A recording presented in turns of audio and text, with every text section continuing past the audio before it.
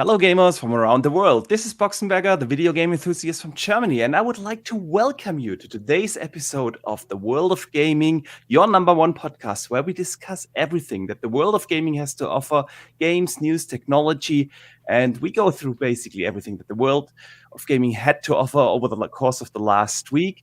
And you guys have probably already heard it. This show is now also available on Spotify, Apple Podcasts, Google Podcasts. So if you want to listen after the fact, you can do that now, not just here on YouTube, but also via a podcast service of your convenience. And for those who do listen audio only, I definitely also recommend to check this show out on YouTube because we have an awesome live chat with the best community out there. I already see so many familiar faces here in the chat. Welcome to you guys.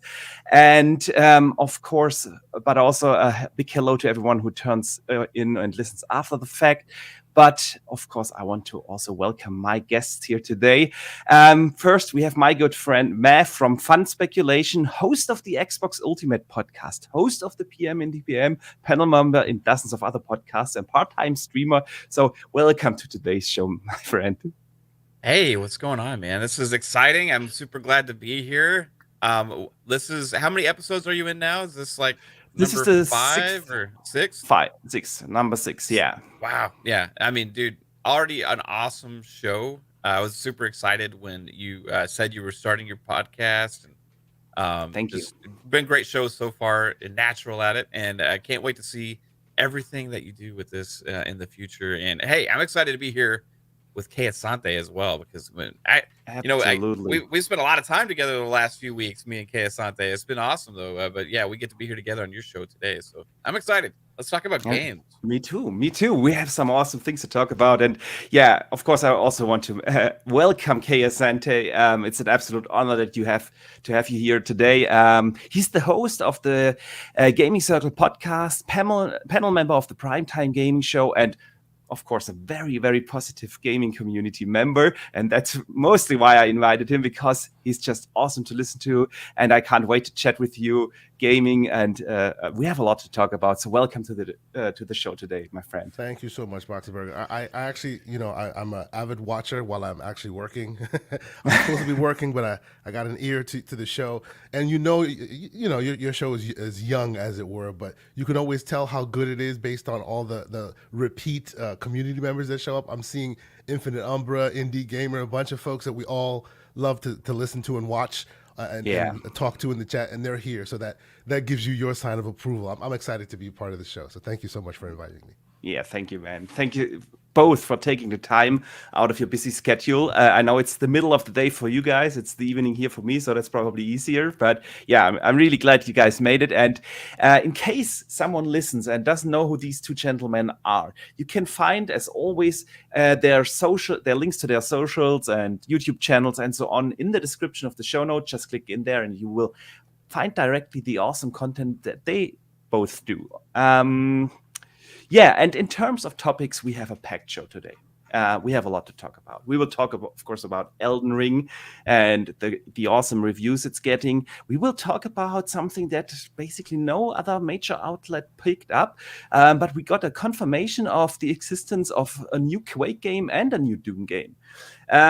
We will talk about Dragon Age 4. Fallout New Vegas 2 was teased by Jeff Grubb. We will talk about sales expectation, PlayStation VR 2, Twitch streaming, and so many other things. We have a packed show, so let's get right to it. And as always, I want to start a gaming show, a gaming podcast, with the talk about the games of the week.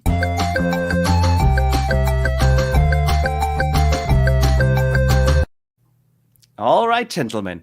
This week, we had actually a couple of releases. Horizon Forbidden West came out last Friday. We had The Witch Queen, Destiny 2, The Witch Queen came out.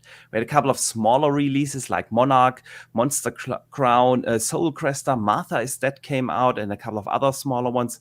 And of course, tomorrow, the big one, Elden Ring, is coming out. So have you been playing any of these games? And if not, what have you been playing? Mav, let's hear it. I've been playing King of Fighters 15. That game has shocked me. Yes, it came out, and I was really kind of anticipating it because there's not a lot of these 2D fighters that come out these days, especially ones that look like they've put as much time and effort as this game has. They went all out on this, and you can even kind of tell on the collector's edition that they put out there, the Omega edition. It's got like tons of stuff, like physical stuff. You got the an art book that's like 119 pages. You get lithographs. You get a soundtrack CD. All of this, plus in the game, you get like 39 fighters off the bat. I mean, it's gorgeous. Animations are stunning, flawless gameplay, and man, for me, it's like a revival of the 2D fighting genre. And then followed by that, we got an announcement that Street Fighter 6 is coming at some point. So I do love those games. I'm not like great at them, but I really have always enjoyed playing them. So I hope this is a renaissance, to the start of a renaissance for that genre. For this generation, for sure. It is a genre that has a passionate fan base. Whenever one of the bigger ones come out, there's really much hype from a big part of the community around these fighting games. So that's what was exciting about the Street Fighter 6 announcement.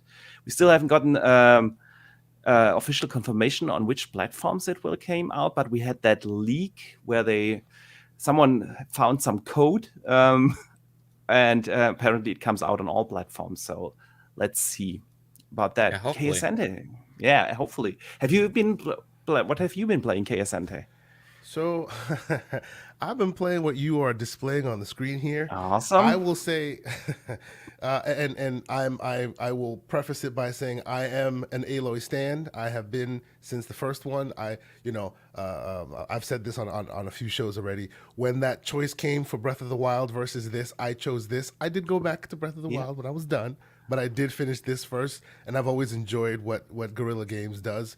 So I'm about 45 hours in to this story already, because I was awesome. I was a little sick over the week, so I didn't really get a chance to do much else. And when you're in bed, you have a controller in your hand, it just kind of goes down. Time flies. Time flies. Yes. So I'm about 45 hours in. I'm loving this game. I mean, we could talk even further about it, but it's just it has its issues, as all games do. But man, I love this game. I've been I'm thinking about it. I'm dreaming about it while we're podcasting. I'm looking at that, going, yeah, I love doing that too. it's literally my goal is to crush this game fully, not just the main story, but fully before I touch Elden Ring. I want, because that is also a huge game, so I don't want to play multiple huge games at the same time. So I'm fully invested in getting like the full package on Forbidden West before I move forward. But yeah, that's what it's been eating up all my time. I'm literally at the last boss in Sifu, but I put it down to start this, and I haven't started Sifu back up since then. So that's where I am right now. Nice. Yeah, I've also been playing it a lot. I'm not 45 hours in, probably around 20 hours or something. That's a respectable time right there. Yeah, I'm really loving it. I'm using every minute I got to play it. I'm kind of with you.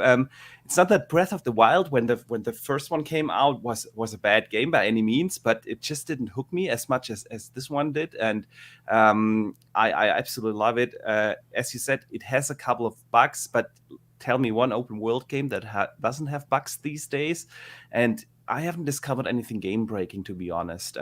Yes, sometimes we have a little frame rate dip or a little pop in here and there, but it's really nothing major. The worst thing I've actually experienced as far as game breaking would be I've had to restart the game a couple times because maybe like you get to a spot where you're supposed to speak to someone to finish the story or whatever, and you go there and you won't be able to speak to them. Like you're supposed to hit triangle to be able to finish the story. Triangle won't pop up.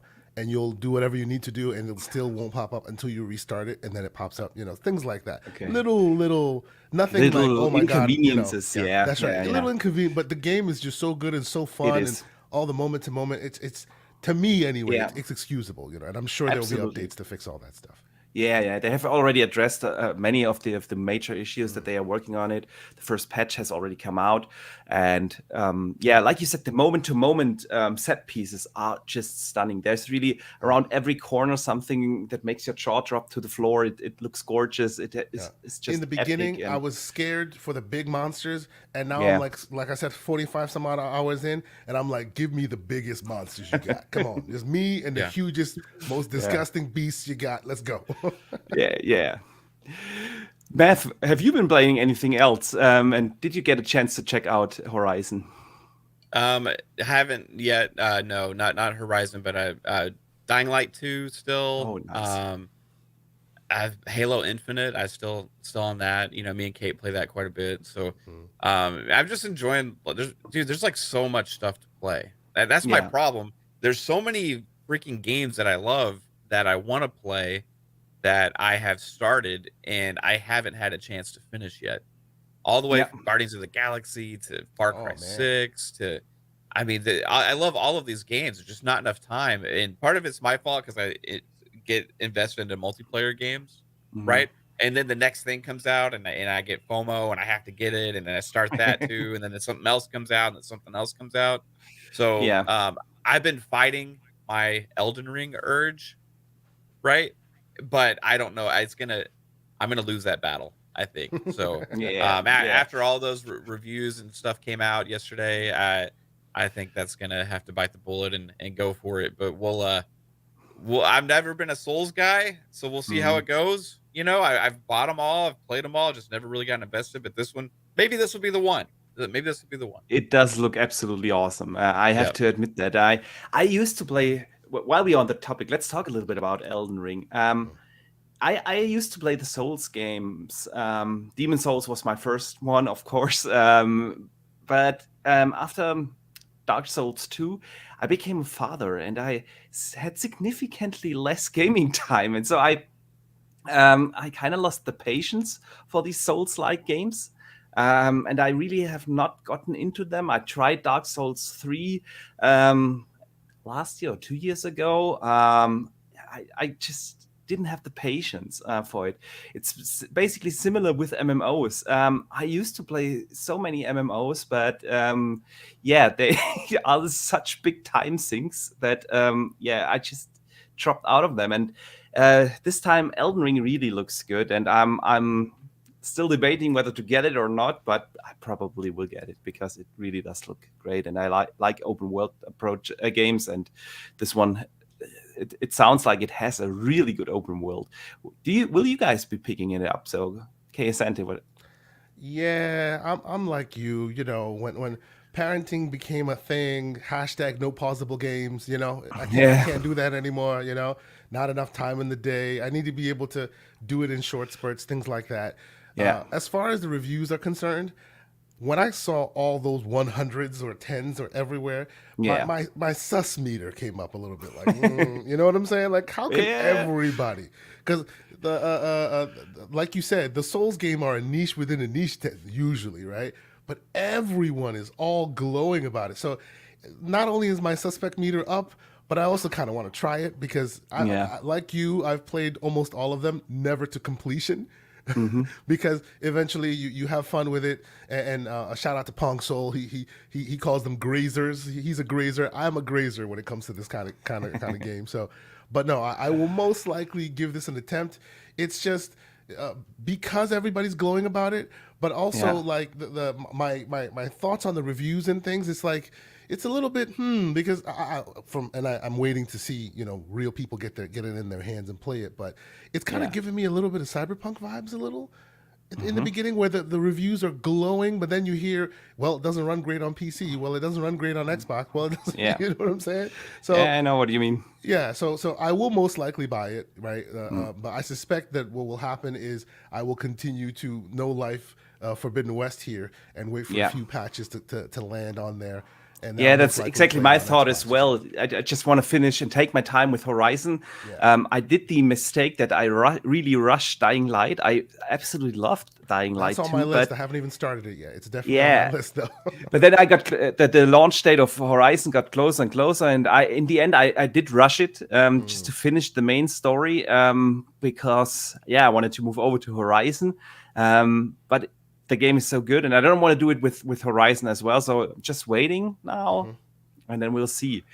Math, Elden Ring, Metacritic on PC and Xbox 95, and on PlayStation 97, and an Open Critic at 96. That is insane.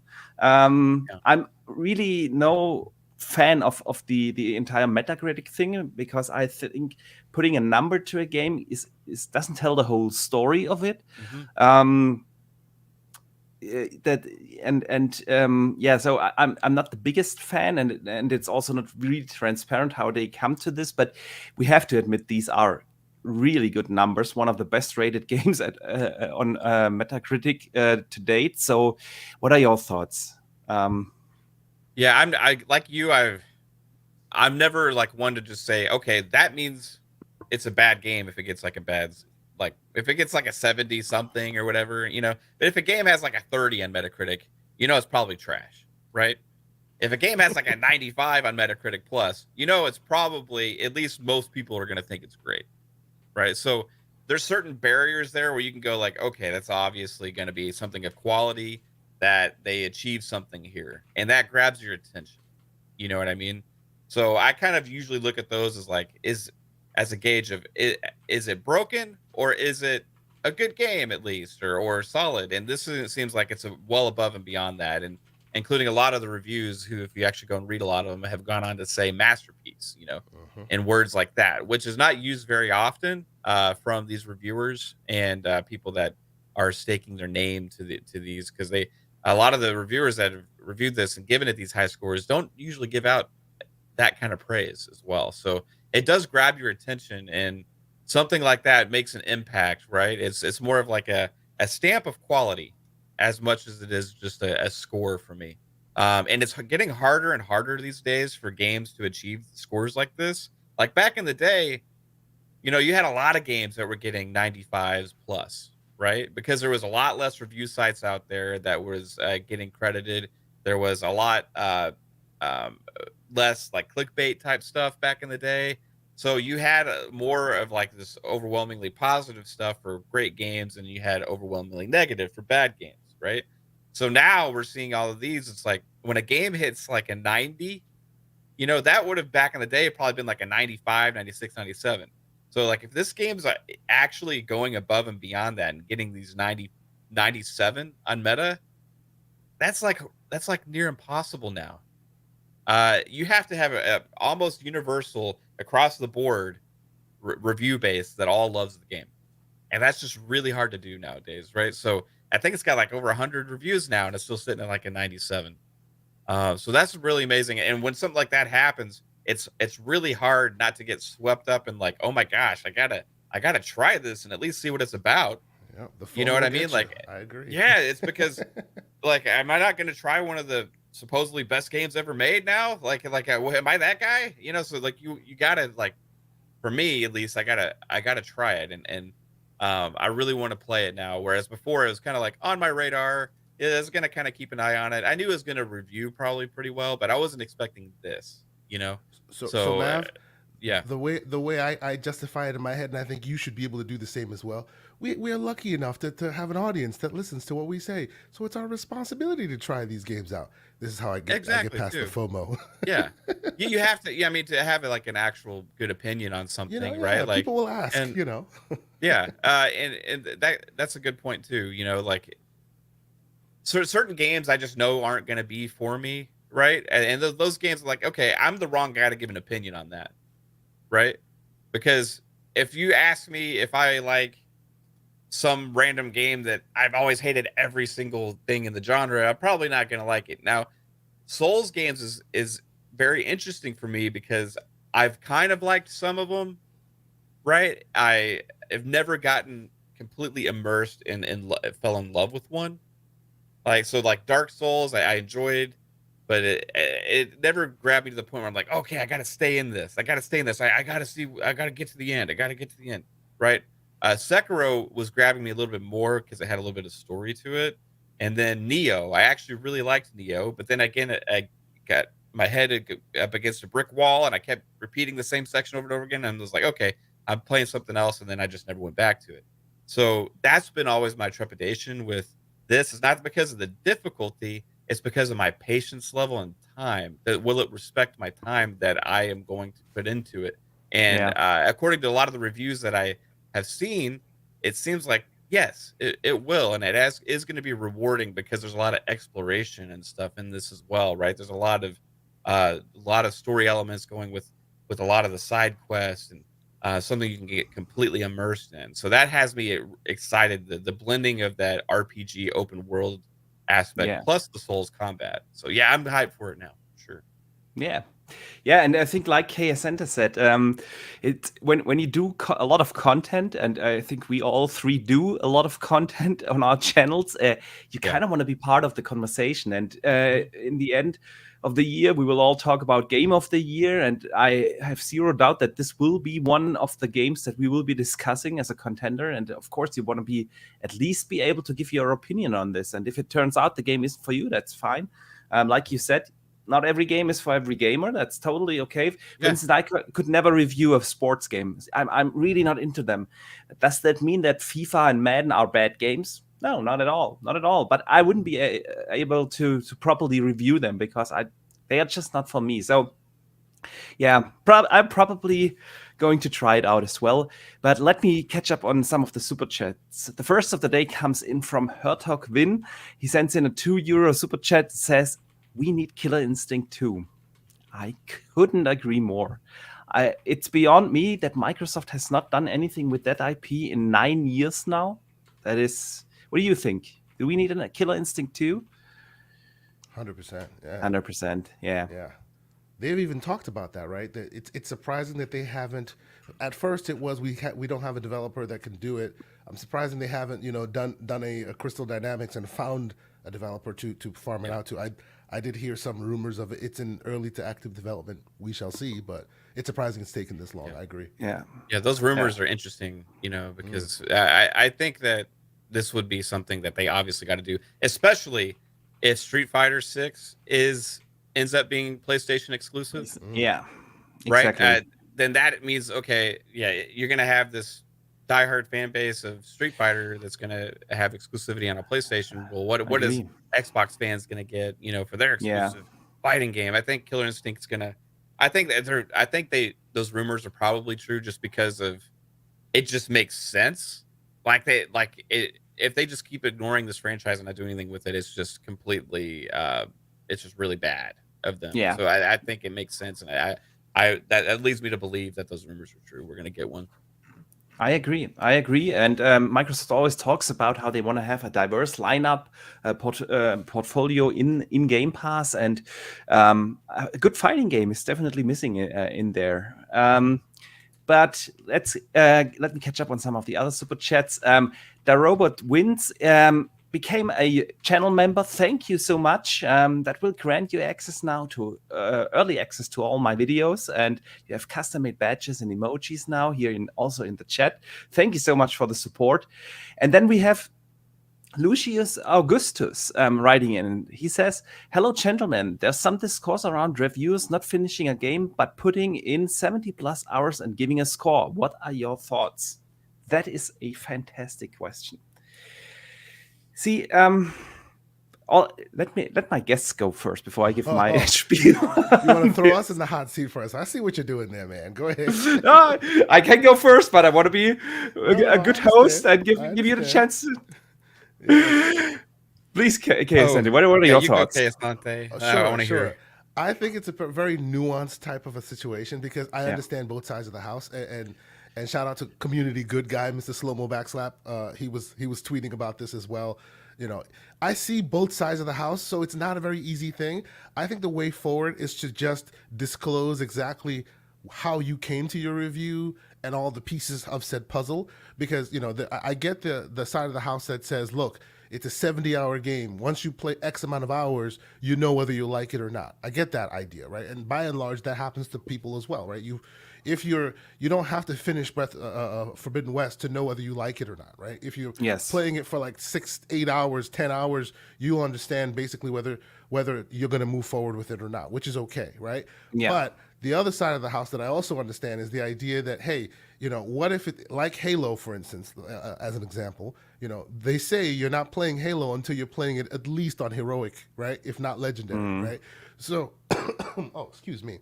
So if you're playing this game and you haven't sampled that part of the house, you will miss the special dialogues that come up, because remember, depending on the difficulty, the dialogue changes, different things show up. If you haven't sampled all that, then you can't really say you've sampled the crux of that game, right? So some people say, look, if you haven't experienced the beginning, middle, and the end, what if it's a heavy story game that has a really cool twist at the end? You haven't experienced that. So both of them are very valid. I honestly think the way forward is to just say, look, if you played it only on easy mode, hey, this is a game I played only on easy mode. I played this only on PC. I played this only, because if you start going down that path of did you finish it or not, then all the other pieces matter as well. Difficulty matters.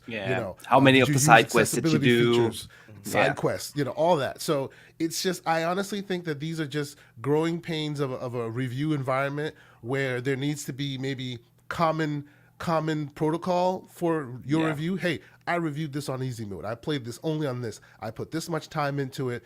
I played it as a casual, or I tried to know life at hardcore. I'm a person that enjoys Souls games. I'm a person that doesn't enjoy Souls games. Make all those disclosures up front, and then obviously it's up to the person who reads it to really get in it and decide what they like about it. But there's honestly no real wrong answer here. It's not like you shouldn't or you should. It's just need to be honest with your consumer base. At least that's my opinion on it. I agree. I think transparency is key. Always put out what platform did you play on? How did you play the game? Like, did you put it on super easy story mode just to run through? That might impact your judgment on how good is the combat, for instance, in a game or something. Yeah. And of course, did you finish? How long did you play? I think transparency is key, especially with these insanely big open world games. It can be challenging for a reviewer because and I would just like to add real quick. I'm sorry. Yeah. No one should be shaming anyone for one way or another, as long as disclosure is there, right? All reviews should be accepted. It shouldn't just be, well, this is the only way forward. Oh, you're not really playing it. If you know what I'm saying? Because there's a lot of that in the community, which is unfortunate. I'm sorry. Please continue. Yeah. No, you're absolutely right. And like I said, with these big open world games where you probably need 80 to 100 hours to actually finish that game, it can be really challenging for a reviewer, because sometimes you only get like a couple of days before the embargo drops the code. And then that means you have to play like 15 hours a day in order to be able to finish that and then make your video or write your article or whatever. It can be challenging. So that's why I think transparency is key. And like you said, for most games, we can judge the game after a couple of hours. But of course, can you, for instance, when you play Red Dead Redemption 1, without spoilers, but that ending, nobody saw that coming. So does it impact probably the overall judgment? Absolutely, if you haven't experienced it, but you can still judge the game by playing it for like 20 hours or something. I have a completely different view on this. Now, please go. I respect obviously everybody's thoughts on this and it make very, very, very good points. I think it depends on the type of game went off, because a lot of games you can't beat, like they don't have like a beginning and an end, and some of those games people consider beating them by getting a platinum or getting 1,000 gamer score or whatever, right? But there's a lot of games that have a beginning and an end, right? The credits roll right after a certain point you've reached it's a story-based game. You have a set amount of goals you have to get through, and at the end of all of that, the game is over and you've beaten it. Now you got to look at it from the grander scale. For me, is that these review sites are reviewing these games because they want to reach their audience and they want to get clicks, and clicks gives them money, and because they have ads on their websites, and they ask their people that work for them to review the game, and they assign it, and then they want to get it out on day one so that way they hit the traffic. But that is all in the interest of that review website, first off, right? So you're doing a disservice actually by reviewing something you have not completed, and it's actually in any other industry, movies or whatever, if you actually review something that has not been completed to its fullest, that's a lie, in my opinion. Now, you could say transparency, but you can also say, hey, this is an impression, like a review in progress, right? Yeah. That was also being transparent. You can write up your progress of a review. There's numerous ways that these sites can do it, but if they initial a full review on a game that they've only completed like 3 hours of 80, Okay, then but that may is I ask you setting here, up what for is a lot of completion problems. for you? Does that mean including all the side quests, getting all the collectibles? What is it just the main The story? difficulty levels, because some of them matter. The credits roll. The credits roll. The credits roll. Everybody's going to have their own unique experience within these games. So like everybody plays games differently. And I could play through one game and start the game and then finish the game, where somebody else may have done every single little thing and like searched every nook and cranny of the map and done all these different things. But that's how he plays it. His review is from his perspective. My review is from how I prefer to play games as well. So I would look into it going from my perspective as the reviewer and how I attack this game, how I would normally play this type of game, right? So when the credits roll and you've reached from the beginning to the end, at that point, you got to look at it and say, this story has been completed, and now I can actually give a fair assessment of the beginning, middle, and end. What's to say there's not game-breaking bugs at the end of a game that complete you from finishing the story? Or what's to say that there's not a complete plot hole at the end of a game that messes up the story altogether? Or what's to say that, hey, the game starts off the first few hours with the story and it's a little rough, but then like Red Dead Redemption 2, man, the last few missions on that and the last half of that game is one of the best things ever created in gaming, in my opinion, story-wise. You know what? So, you know what? We are putting up a poll in chat and ask the community. What do you guys think? Should reviewers finish games? I want to hear your thoughts as well, folks. So I put up a poll in chat. Should appear here any second. I hope so. Yeah, there it is.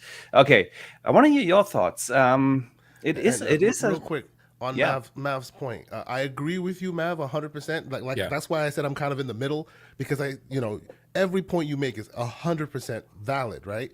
But I honestly think the real sticking point of the reason why your point is valid is because these sites make it like this is our review. Yes, 100%. Which is the problem. Right. They it's not review the review. It's just one side of it. Exactly. Yeah, that's generally a thing. Different. That's right. If they broke it into, hey, this is my completionist run review, or this is my easy run review, and that's on them. Then that makes the equation different. You know? Yeah, you're absolutely right. As long as we live in a world where this is the quote unquote, and I'm not just picking on them, it's just one example. This is the quote unquote IGN review. Then that review needs to be a completionist run because it's the IGN review. But if it was the IGN easy run review, that's different. If it's the IGN, accessibility run review, that's another, you know what I'm saying? Yeah. Because they make that one de facto review, then it should really be a completionist run because you're representing the entire package rather than breaking it into that's where transparency comes in as well, like you guys were saying. You have to be transparent with how you played the game and reviewed it. But also, if you aren't completing it, then you can't have a complete review. It can only be a review in progress or an impression. Right. And the only reason they do this is so that way they get their final say, their clicks, and they're with all the other sites. If they haven't finished it, that's not okay. I'm like 100% you can't with you on that one. You can't read like 2/3 of a book and review it. Yeah. Right. A book may take a week or more to read as well. Right. Like you can't like review a book after reading a portion of it. Like you have to finish it and see it to culmination. Now, some games you can't finish. Right. Some games you just keep playing and playing and playing, and it's just like it's ongoing, like live service games and all these kind of things. Yeah, and those are different, right? But like a game like this has a beginning, a middle, and an end. Like you can't review 3 hours of this and say this is our. Well, to be fair, 3 hours is To be fair, though, with a game like Elden Ring, if you expect people to finish it before they review it, first off, you wouldn't get your review at the time it shows up. Which, to your point, so what? Do the work. I get you on that. Exactly. And secondly, probably only a few outlets would actually be able to finish the darn game. You know what I'm saying? That is true. That is also true. And so in most the of end, the reviews would be reviews in progress, and it would just end that way. It's up to end, them I to think review one the thing game. They don't have to, right? True. Yeah. So true.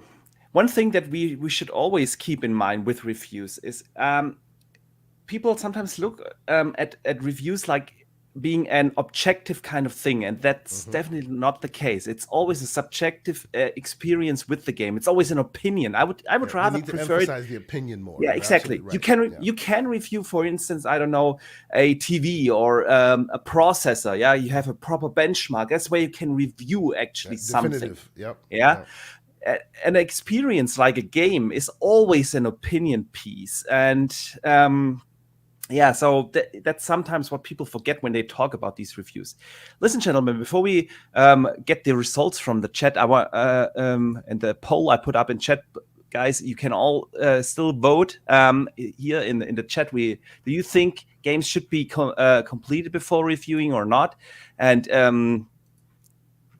please vote there. I want to hear your thoughts. I want to read 2 super chats. The first comes in from Drawn TJ. He asks, how many people can play together in Elden Ring co-op? I have read earlier today that up to 3 players can play co-op. I haven't tried myself, of course. Game comes out tomorrow. Didn't get a code, but that's what I read earlier because I also asked a couple of friends, do you want to guys co-op with me if I get the game? So, and the other super chat comes from Lucius Augustus. Thank you so much for the $5. Credits roll is a bad metric. If someone only played the main story of Skyrim and you reviewed based on that, you didn't really play Skyrim. Yeah. Depends on the way that people play, but I think if they are transparent about how they played it, then the reader can actually take that into context upon their exactly what I said. Transparency. Yeah. Finishing a game is really something different for every game. And that's why I ask, how many side quests do you need to do in order to be able to judge a game and stuff like that? And a game like Skyrim has multiple main storylines. So that's also a good point. Before we discuss the news of the week, I want to close the poll in chat. We had 57 votes. I just quit that, and now it's gone. Where does the result pop up now? It is gone. There you go. So there we go. 51%. Yes. And 44%. Exactly. Yeah, transparency. And pineapple on pizza sucks. 3%. That's an entire different conversation. So we can also say the community is torn here. It's really not that far apart. 51% to 44. It is a divisive topic, definitely. But gentlemen, we are already almost 40 minutes into the show, and I want to move on to the news of the week because we have a lot to talk about there. Let's move to the news.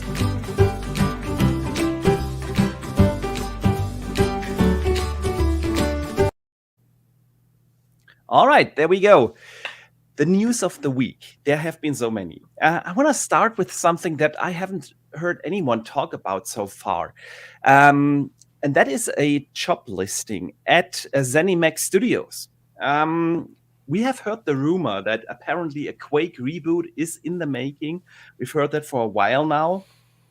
And this week, a job listing appeared on the ZeniMax official website for everyone to look up there. And this was basically the first confirmation of the existence of a new Doom game and Quake game in the making. I want to read a quote from the job listing. It says, "We are looking for a passionate C++ developer to work with some of the world's best game developers to bring the iconic id Software properties Doom and Quake to life." So that was basically the first confirmation, official confirmation. We have heard rumors before that Quake reboot is in the making, apparently starring a female protagonist, and it will have both multiplayer and single player campaign. Mav, what are your thoughts on this? Would you like to see such a Quake reboot? Oh yeah, absolutely. Like we talked about it several times before. Like this was going to be probably one of the next big projects coming from Yeah. them. Who was the hire? Was it id that was doing the hiring or Zenimax. Zenimax? So Yeah. that makes me curious. Was Zenimax online or because that a lot of these is curious because Zenimax is the overall arcing, right? And then you have different studios within that. The one studio we don't know what they're working on right now is id, right? It's true. So, it is on the Zenimax shop listing page. I just put it in chat for everyone, so if someone wants to read it for themselves. It's but it says, of course, it is for its software at the Dallas, Texas studio and at the Frankfurt offices. Yeah, so in Germany. It's id. Man. Yeah, it is id. Yeah, so that's big news. Actually, that kind of confirms that. That confirms it for the first time. What we had anticipated happening is after Doom and after this acquisition, they were going to revive Quake, right? And that's a huge franchise. I mean, their showcase that they do here in Dallas, because I live in the Dallas area, is QuakeCon, right? Yeah. It's what started it all for them, and it's one of the biggest PC franchises out there in history for shooters and all this stuff. So it makes a lot of sense. And we talked about this, like, well, out of all the IP, man, they got Quake. Like, it's crazy. Absolutely. They actually have Quake. So this is going to be a big deal. And people maybe look at this, look, Quake, we haven't really had a good Quake in a long time. But they're going to put a lot into this, I bet. And it's going to be a big game for not only single player, but like Quake has always been also about the multiplayer. Yes. And it's going to be a big deal. I think that's always the difference, or was always the difference in between Doom and Quake. Doom was always kind of more campaign oriented. It had multiplayer components, yes, but for Quake it was definitely the arena fights in Quake. Oh yeah, it's like Unreal Tournament almost, like fast Twitch based arena shooter gameplay, right? Exactly. It's one of the founders of that, and it's going to be a blast to get a game like that, and it's going to be you can imagine it's going to be cross play. It's going to be on PC, Xbox. It's going to be able to play it on cloud gaming and all this stuff, and with the id Tech engine and what it's capable of, oh man. We have a lot of things to be excited for. Absolutely. It are amazing that I've said it in one of my videos where I talked about the Xbox game engines, that it is probably the most powerful they have right now, especially in the shooter space. id Tech is they are wizards. They have always been. They always pushed rendering technology to the next level. And rumor has it that they are already working on the next iteration on the id Tech 8 engine. So that's definitely going to be fantastic. Asante, you would take one a Quake reboot, I hope. Oh, heck yeah. I mean, I'm an old school gamer. I live in that world of beginning, middle, and end. And, id Tech is one of those engines that has been with us for a long time, which has been, in my humble opinion, woefully underused.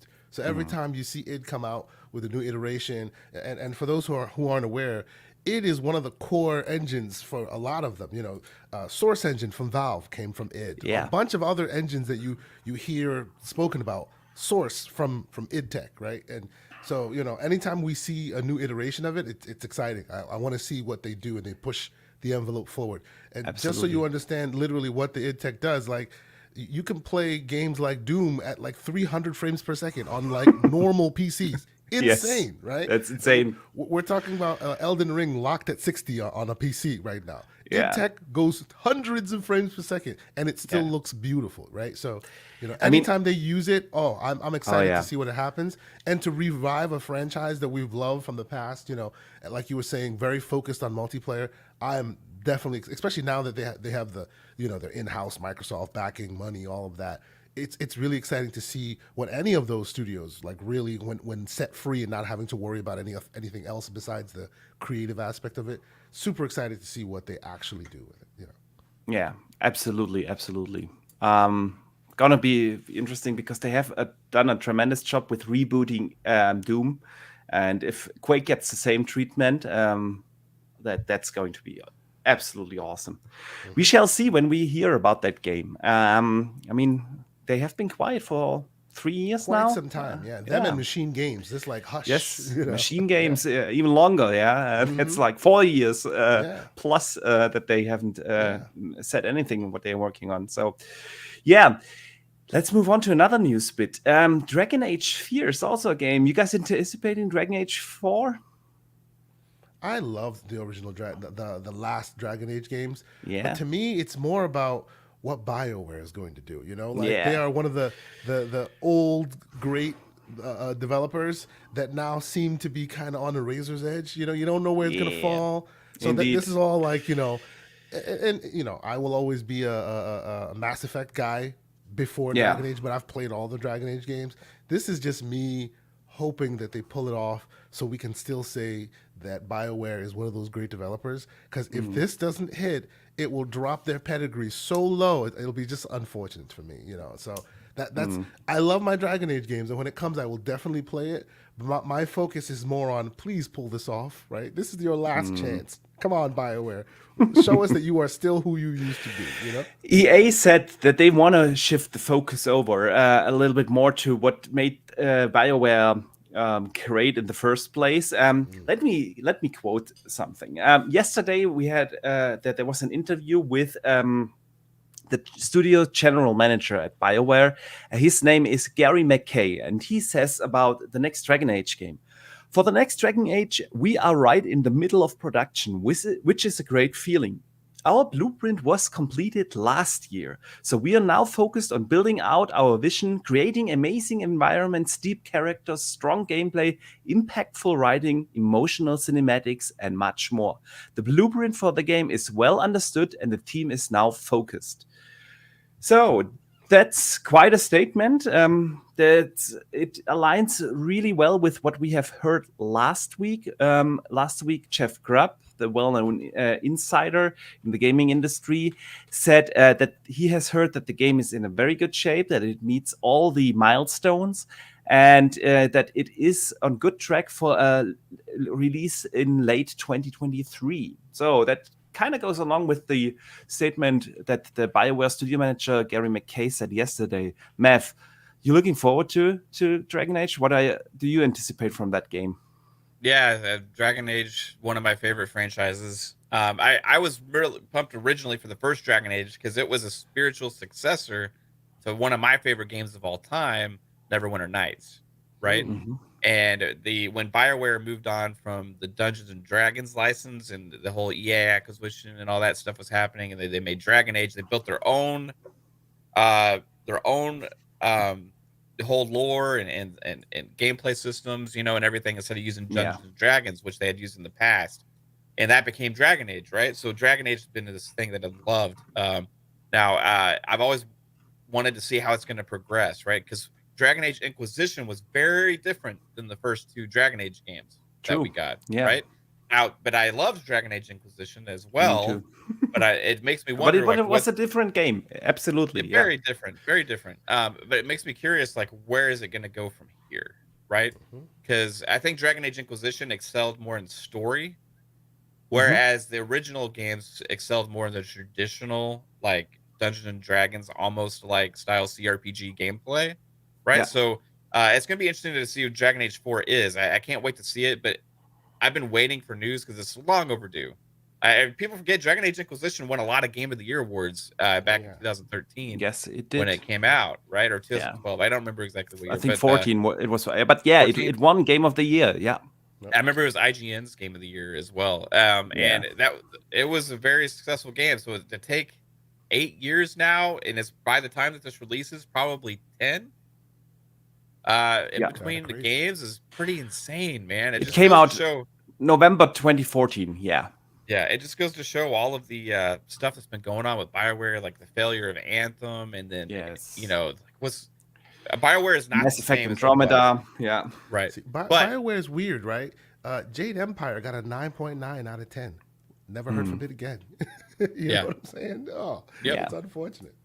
Yeah, I'm just excited to see now because it seems like BioWare is starting to get on the right track a little bit. You know, the Mass Effect Legendary Edition really was a great job, and really like how they worked with that game. So while we talk about Mass Effect, Gary McKay also had to say something about Mass Effect and the progress of the next entry in that franchise. He said we are actively prototyping new ideas and experiences. AAA next-gen games take a long time to make, and we know our fans may want them sooner. But our number one priority needs to be quality, and that simply takes time to get it right. So basically, he confirms they are taking their time with the next Mass Effect, that they are still in the prototyping phase, which means basically they're trying to figure out what is the game supposed to be before they go into full production. So I wouldn't expect that game for a while. I think that's probably 4 years plus out. I would with say that even kind of further. statement. Yeah, probably even further. I think Dragon Age will be probably like 2 years away, and then I would at that point think Mass Effect maybe even be another 3 years from that. Yeah. You're probably right. Let's talk about another rumor that came actually out today. Again, from Jeff Grubb. He says the following about a beloved IP, and probably my favorite entry in the franchise, Fallout New Vegas 2. Yeah, I think Fallout New Vegas still was the best Fallout today, but that's just my opinion. He said, "This is very early, but people have begun to have talks and they say words in sentences, and these words are Obsidian and New Vegas 2. We are talking years and years away. There's at least an interesting and conversation there's at least an interest and conversations happening about making something like that actually reality." So Jeff Grubb has heard that there are talks ongoing about a Fallout New Vegas at Obsidian. Definitely something that I see people get excited about, and rightfully so. Okay, Asante, what do you think? Good thing? Will it happen? I mean, at this point, with as many studios as Microsoft has, with as much as, and I said this on Boom Show a couple days or weeks ago, the giant has awoken. The money giant has awoken, and he has a lot of money to spread around to, and they pay close attention to these Twitter streets, as it were. So any of your favorite IPs that are foregone conclusions, you should assume are foregone conclusions. Mm-hmm. It's exciting to hear this, but I'm not surprised at hearing this at all. Like, this is not a mind blown situation. I'm looking forward to them actually, beyond the rumors, right? And we were talking about this before the show started. Yeah. Beyond the rumors, I'm waiting for them to come out and say, "Hey guys, we will talk about that in a second." Right? Yeah, I just want to hear quick thoughts about a Fallout New Vegas. Exactly. Yeah. I love the Fallout series, and New Vegas has a different style than the mainline Fallouts, and because of that, it's garnered such high praise. So I'm looking forward to them really putting some effort into it. But yeah, like this is, I file this under the column of duh. Of course they're doing it. They own all the pieces of the puzzle. All they're gonna do now is put it together. So 3 years after the original Fallout New Vegas came out in 2010. In 2013, the head of Obsidian Entertainment actually came out and talked about the studio wanting to make New Vegas 2, but there were a lot of things going on. Of course, there is the entire thing. Okay, the IP doesn't belong to them. ZeniMax has the rights to the Fallout franchise, and a lot of stuff happens. Now this isn't an issue anymore. Now this is not an issue. It's all Xbox. Obsidian belongs to Xbox. ZeniMax belongs to Xbox. It is easy for them to pick that IP up again, and Obsidian has been or they really have that intention to be that powerhouse studio in the Xbox studio roster. They talked about publicly that they want to release a game each year. They have multiple project teams going on, bigger and smaller games. We know about Avowed. We know about Outer Worlds 2. We know about Grounded that still hasn't officially released. Then there is this other smaller game that is rumored to be a Disco Elysium type of game. I can't remember the code name for it. There are a lot of stuff, projects going on, bigger and smaller, and Obsidian is really striving to be that big powerhouse studio within Xbox. So it definitely would make sense for them to get another chance at Fallout New Vegas.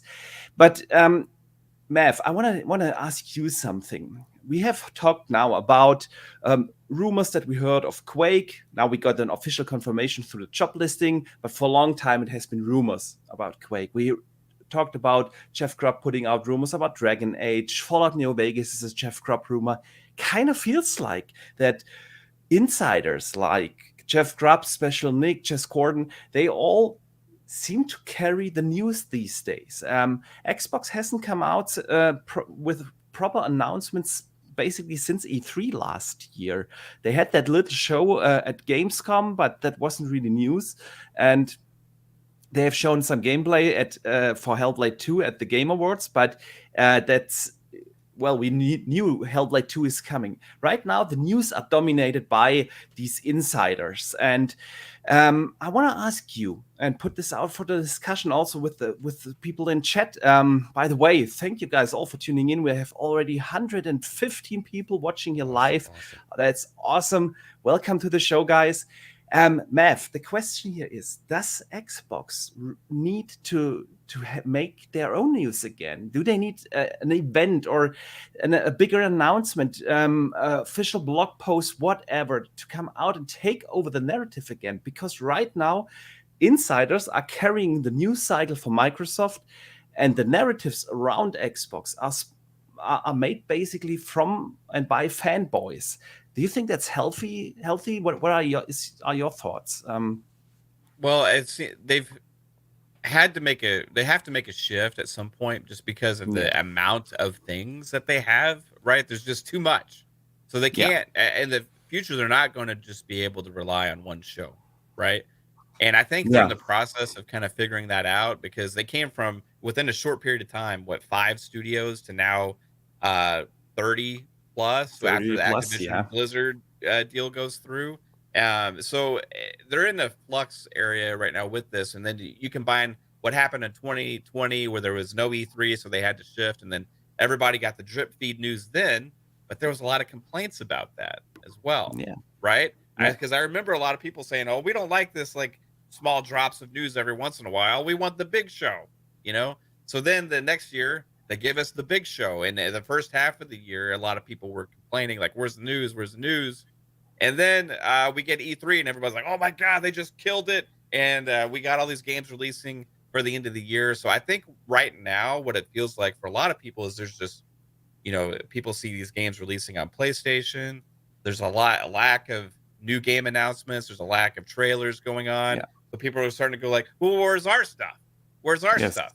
But then once E3, E3 is not going to happen, but once whatever the summer show happens, if that's the route they decide to go, they're probably going to have an amazing, crazy amount of stuff there again. So it's just about riding that wave. Now, like I said, though, they got to make a shift at some point because they're even with a 2-hour show, even if that's how long they go, they're still not going to be able to have enough. With 35 studios, that's a pretty packed show. To show everything they have, plus also show some support for their third-party developers or the third-party publishers that they have partnerships with, and other games that they're doing coming to Game Pass. So they got to figure out a cadence. I anticipate something smaller every once in a while coming into the future, but with still the big show, because I think they see the impact that had. That catapulted them last year into the second half, right? Halo Infinite wowed people at E3. Forza Horizon 5 stole the show at E3. You had a lot of other games, and nobody else really showed up. You know what I mean? So I think that they see the value in that, but they got to figure out, okay, well, how do we get some of these other announcements out there and not just rely on that as well? So we're going to see a shift, and I'm curious how it's going to go. Is it going to be like Nintendo Direct? Is it going to be kind of like what PlayStation does, right? Where they have the numerous like PlayStation Showcase things, and then they have the one larger one, later in the year. So I don't really know what's going to happen, but I feel like right now there's a lot of talk about this just because Horizon Forbidden West came out and there's not a game on Xbox and there's just a bunch of rumors, right? So patience will pay off because the second half of 2022 it's going to be packed. It's going to be crazy, and nobody's going to be talking about this. You know what I mean? At that point, so we'll see. Okay, Asante, what do you think? What are your thoughts? By and large, I completely agree with Mav. It's because of the where's our stuff, right? I do also agree that they probably need to transition to more of a a PlayStation, Sony Direct, the Nintendo Direct style thing, which they haven't really transitioned to that just yet, right? Yeah. But obviously, with so many studios, eventually you're gonna have to, and I would say the ID at Xbox team has been doing small little drops here and there, but they haven't really been promoting it. So if you happen to just go to their channel, you'll see awesome indie games left and right, but that were just dropped for days and they didn't really announce anything and make any fanfare there. So, but honestly, to answer your question directly about the insiders basically controlling the narrative right now, I think because a lot of them, some of them are newer titles, some of them are early in development, some of them you won't see the code names won't become real for many years. I honestly think that's the scale-bound effect happening right there. They've been bitten by that one too many times. And Phil even said it himself that he's learned that until it's something real to show the public, he's just not going to do that. And unfortunately, that was a thing he made in his mind when he had 5 studios or a little more than that. And now you got 35 plus with support studios and all of this. So maybe there's some change that needs to happen there, And I'm hoping that and all of this is of course under the frame that COVID is also a big factor that slowed everything down. The wheel stopped for a while before it started turning again. So it's made everything even more prolonged than it needs to be.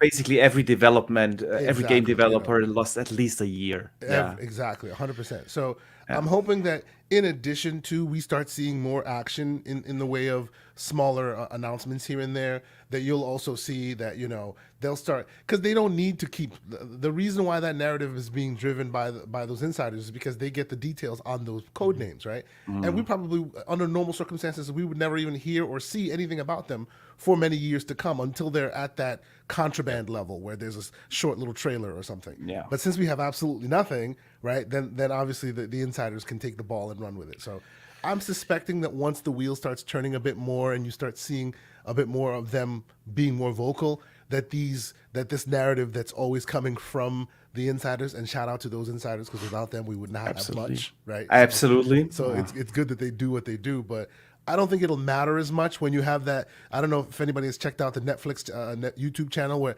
every month there's the new movie, right? When that starts happening for Game Pass and for Xbox, then you'll see less and less of those code names being relevant. I think it's a matter of time and patience. Another thing, too, real quick, is right now they don't have access to really their full resources to be able to have big events, because they do have a couple things that they can do now at their disposal, right? Because they're going to have QuakeCon, right? That is an event in which big things actually get revealed. Doom was originally shown off at QuakeCon. They have a lot of cons these days, don't cons. they? Huh? BlizzCon is also cons.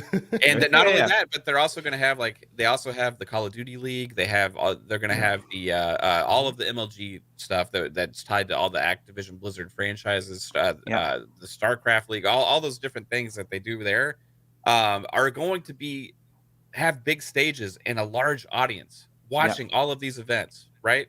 And all of these can be utilized for a game reveal or so. And I wouldn't be surprised if they don't utilize all of these in the future to help bolster their ways of marketing.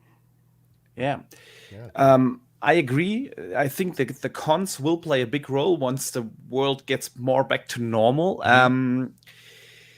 I still think there are mainly 2 issues with the way how Microsoft is basically communicating right now to the fans and the gaming scene.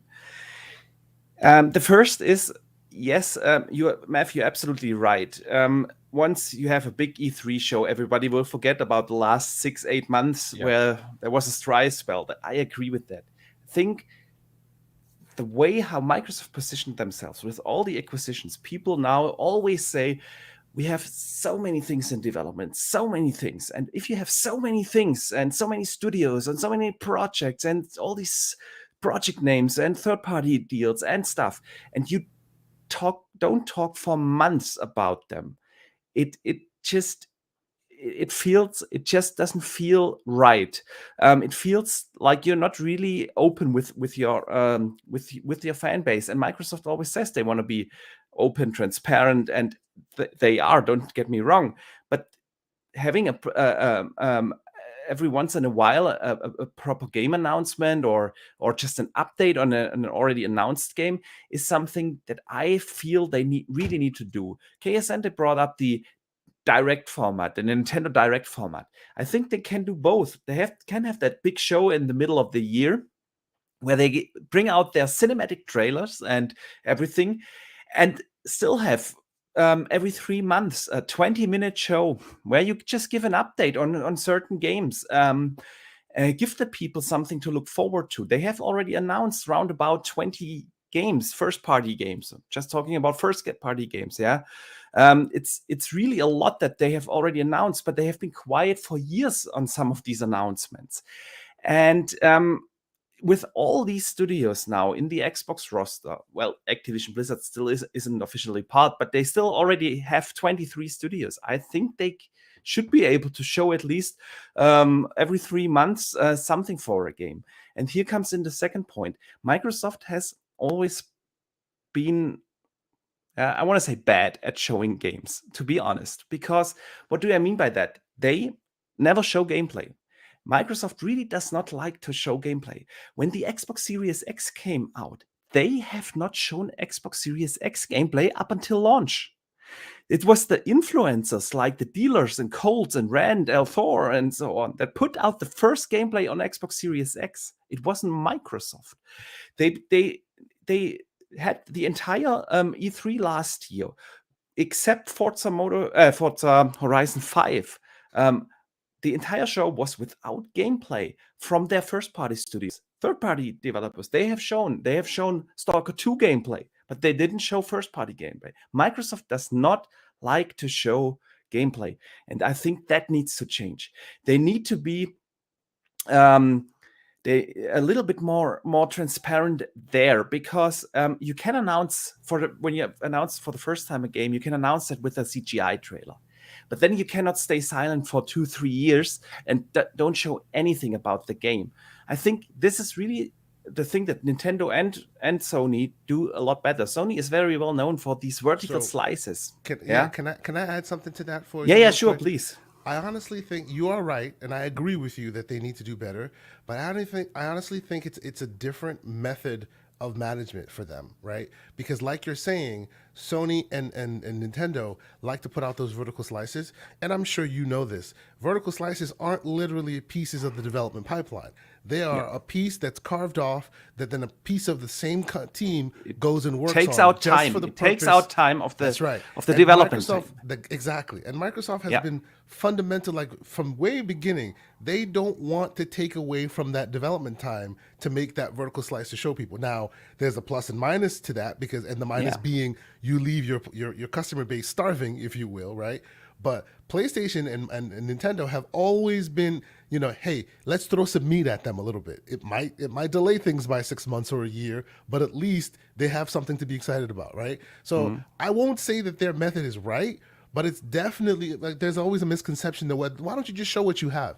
It doesn't work that way, right? Because if they did, everything would be ridiculous. What they would show you would be terrible, right? We got Hellblade 2 vertical slice, right? Yes, they did. Recently, and it was amazing. At E3 last year, we got Forza Horizon 5 gameplay, and we also got Halo Infinite. Forza Horizon 5 was almost pretty Halo much Infinite done. was the day after the show where they have actually shown the gameplay. The multiplayer, it wasn't their multiplayer trailer they showed at their. It was just E3. A montage of stuff. So it wasn't really gameplay.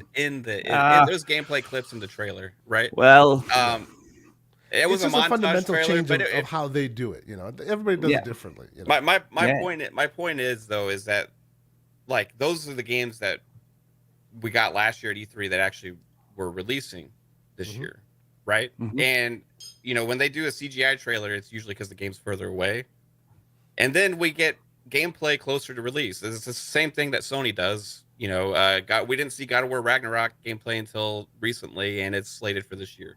We didn't see Horizon Forbidden West gameplay until recently, and it just came out, right? All within about a year window of release date. I think. Yeah, but at least a year up front that you have to but be. I think Xbox is doing that. I think Xbox is doing that. Which game have they shown with gameplay a year before its release? Everwild? Halo Infinite. Was Everwild gameplay? Good point. Okay. Forza Horizon 5 was 5 was 2 more months, recent, but 3, Hellblade, 2 months. No. Hellblade 2, Yeah. we don't even have a release date. Yeah, We got Hellblade gameplay of 2. that, Hellblade 2 is probably right? the only one that The they other have ones shown. just probably aren't ready yet to show. Yeah, You know, yeah. and like at I'm that just point, saying that I other. agree. It'd be nice to take some Yeah. time, but like we may get that. We have been getting some of that, but it's only been what's available and ready in the pipeline to showcase. What's that. almost done is what they're showing. Right. They can't Yeah. like we're asking them to go and like just make stuff to show us for the sake of it. Exactly. And I don't want that. I want real stuff. 100% with you. You know what man. I mean? Yes. Like I want real stuff that I can be excited about. That's going to be an actual representation of what I'm going to play. I completely Right. agree with you, Mav. But the side effect of what, because of you and I are on the same page, that side effect is you get stuck with CG trailers that people can complain about. You know Right, what I mean? and that's where people complain. Oh, it's all CG, but like that's all we got so far. Like the Outer Worlds 2 trailer reveal, like we don't even know what this game is going to be. I love that. The best right? trailer Because ever. It was made. fun. It's so honest. That was That's honest so cool. and an early announcement, and I have nothing against that. But in parallel, you have you have to somehow also give the fans something to look forward to, and CGI trailers are not doing that. And that's my entire point. If you always talk about having 30 plus games in development, you gotta find a way to show at least a couple of them to your fan base and give them something to actually get excited about. And I think Microsoft can learn here from a lot of other developers. It's not just about Sony and Nintendo. It's also a lot of the other big publishers out there that really show gameplay way earlier than Microsoft does. And I think that's really a learning curve. Do you think we can live in a world where they can go, look, our gamers are adults, so let's show them games that don't look 100% complete, but this is what they look like now? Nintendo. I wish honestly, we lived in that world. A couple of games they show way ahead of time, but most games they don't either. Like Metroid Dread, we didn't never see it until recently before it came out. With only one I can say that we've really seen gameplay way ahead of time as a Nintendo game is Zelda Breath of the Wild 2. Other than that, like we have seen Kirby, we have seen Pokemon. Those are all coming out soon.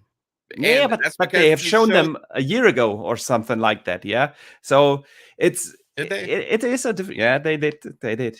Let me read one of the super chats coming in from Drawn TJ. Thank you so much for the generous $10. Don't forget they showed Age of Empires 4. You're absolutely right. I did forget that. Gentlemen, I totally get your points. I know what you mean. We don't want to take the time out of the developers' busy schedules to just create something to a trailer or whatnot so that we are happy. But on the other side, it's something that kind of is important for the fan base, in my opinion. But let's move on to another topic. I want to. We have, because we are already more than 70 minutes into the show, and we have a couple of other things we need to talk about. Have you guys seen PlayStation VR 2 revealed this week? We got the first time seeing the headset. It kind of reminds or fits in the general PlayStation design language, with the white, black colors. It has an adjustable lens, so you can adjust the actual distance towards your head. And they talked about having a special ventilation system so that you don't get fogging in the lens. What are your thoughts, Asante, on the PSV? So I'm gonna do my best to keep this short. I'm a VR stan, so I'm gonna geek out on y'all. I've been big into VR for a long time. I'm super excited to see where this goes. Every time a new headset comes out, it pushes technology forward. So I'm actually excited to see that they're actually doing the same. I have my Valve Index right there, and my PSV, my Quest 2, and I also have a PSVR 1, which honestly, that should not be your first VR experience. I did not like that thing at all, but I'm happy. I wasn't a big fan either. Forward. Yeah, it's terrible, right? So specifically with VR, what you get, the technology matters, right? It's the difference between vomiting and having a great experience. If you don't hit a certain frame rate threshold, you're looking for vomiting, right? Yeah. So every time, most people that don't like VR go, oh, I tried it on the Gear VR, or I tried it on the PlayStation VR. VR. That's why. Because the tech in there was not strong enough to handle the quick movements and keep the hand-to-eye tracking perfectly aligned, right? And it looks like they're finally pushing it forward. My super excitement for this one is the foveated rendering that they're doing. PSVR, like, so real quick, full view rendering is kind of like what Xbox has announced with VRS, where it only puts into where it only maximizes resolution where you're looking, right? Mm-hmm. PSVR 2, what do you call it? The Quest 2 does that too, Quest but 2, much more simple because they don't have actual eye tracking tech.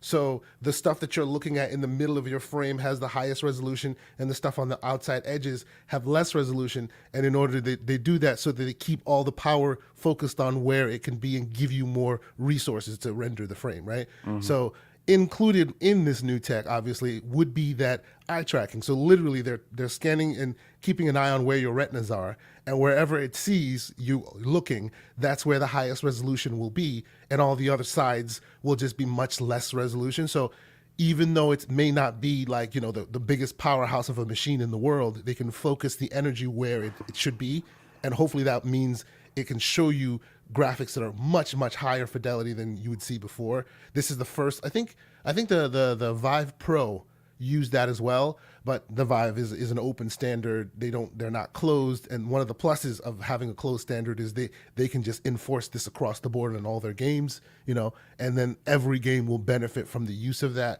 I'm super excited to see what they do. It's really great that one of them is really still continuing to push forward. Believe it or not, I'm not the biggest fan of Facebook Meta. Oh, I won't even go there. But I really appreciated that because everybody complains that, hey, we need AAA games.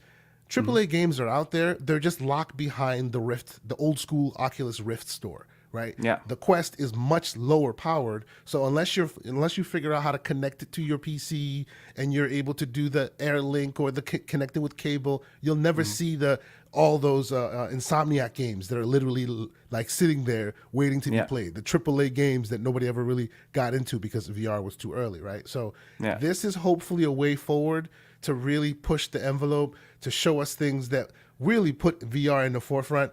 It's still a question of whether this is the way you'll be playing your games from now on, right? But I'm all in. I've been all in for many years, and I honestly think that it's one of those difficult experiences that you can never like show people. You have to put it on your face. They say you got to go face on to really understand it. And this hopefully will entice people to do exactly that. They're following the inside out tracking instead of the outside in tracking. All good things to move the ball forward, right? So when I first heard it, and there were rumors about Half-Life Alyx being I'm like, we'll see how the hardware does it. Now, oh yeah, please put Half-Life Alyx on there. Put all of the crazy games that are really high clip, high fidelity on there, and let people see that it's actually valuable. Pro tip for anybody using a Quest 2 or even any VR headset: Boneworks. Go hunt it down. That is I would call that advanced level VR. So if you're not ready to, if you don't have your VRC legs on you yet, you may want to hold off because that'll make you barf. But it shows you the future of VR. So I'm very excited to see what PSVR 2 brings. Yeah, and great points. I want to give my thoughts as well, and I definitely want to hear Mav's thoughts and whether Xbox needs or should also reach out in the VR space. But I want to read one super chat that is super generous, $50 coming in from John TJ. He says, if I'm Microsoft, I show concept art in the beginning of making a game, show in-game engine trailer for the middle of the development, and towards the end of the development show someone playing the game, meaning gameplay footage. They need to do this for all. Man, that is a great summary because I agree 100%. I agree 100% because it is not just about showing gameplay. You can also talk about your games and the vision for your games with different kind of things. Give us an idea of what is the art style going to be. They can do more with development blogs as well. Yeah, development blogs. Hellblade 2, the Ninja Theory have been doing great blogs. We at least have an idea what is the idea behind the game, where do they want to go with it, and that really hits the nail on the head. Fantastic summary. But Mav, let's continue.